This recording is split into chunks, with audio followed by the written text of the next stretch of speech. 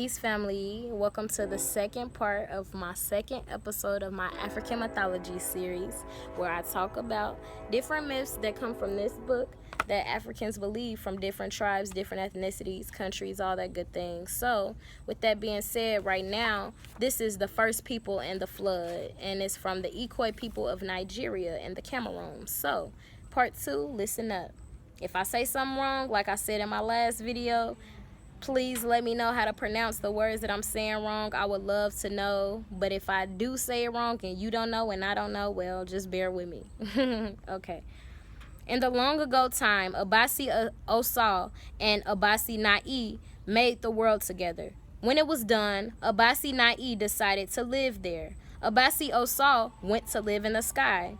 Often he looked down on the world that he and Obasi Nai had made. It was beautiful, but strangely empty. Obasi Osal decided to make people to live there. He created man and woman, Itumni and Ijah.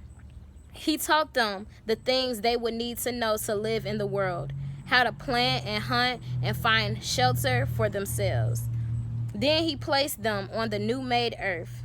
Itumni and Ijah set to work doing the things that Abasi Osal taught them.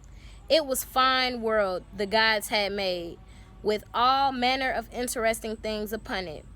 There was just one problem. Nowhere in all the world could Itumni and Ijah find water. We certainly can't live without it, said Itumni. I will talk to Obasi Osal. And so he did.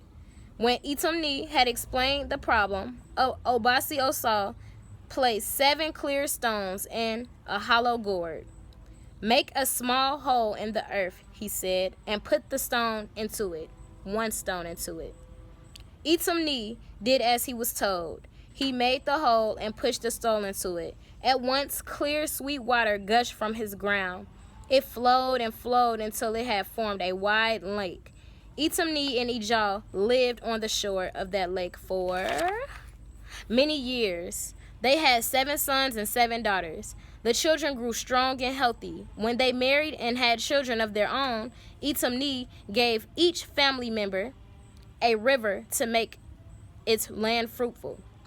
3 of Itumni's sons did not take care of the gifts they had been given. They were neither good hunters nor diligent farmers. They would not listen to Itumni when he tried to talk to them. Itumni thought long and hard and finally decided what he must do. He took the rivers he had given his 3 sons. The sons begged and pleaded with Itumni. What would their family do without water? How would they survive? They promised to do better if only Itumni would give them back their rivers.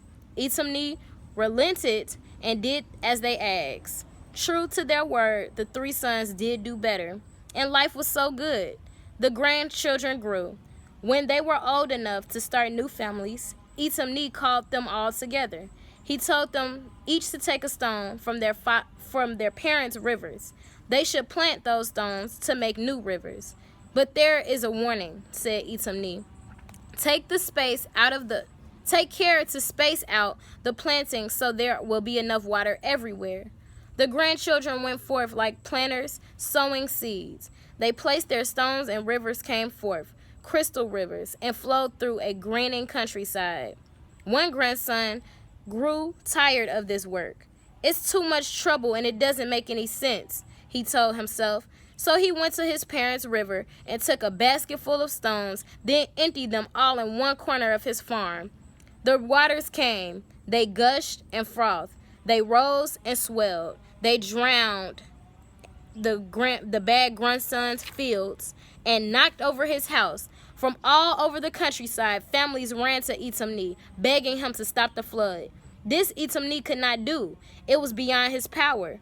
With the flood waters rising and the end of everything in sight, Itumni prayed to Obasi Osal. Obasi Osal heard the prayer and stopped the flood. He turned back the waters until there was land where land should be and water where water should be. Everyone got their farms back, except for the bad grandson. His land was at the bottom of a huge new lake, and there it would stay. This was Abasi Osal's punishment for the young farmer. Itamni called all his children and grandchildren to him. He gave them 2 tasks: to name all the rivers and lakes left after the flood, and to remember him as the bringer of water to the world. 2 days later, Itamni died in peace. The water bringer's work was done. All right, family.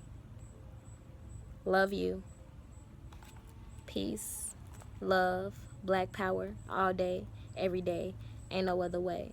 Share your ideas with me in the comment section if you have some. Subscribe to the channel if you already aren't. And have a blessed, beautiful, powerful life and day. Peace.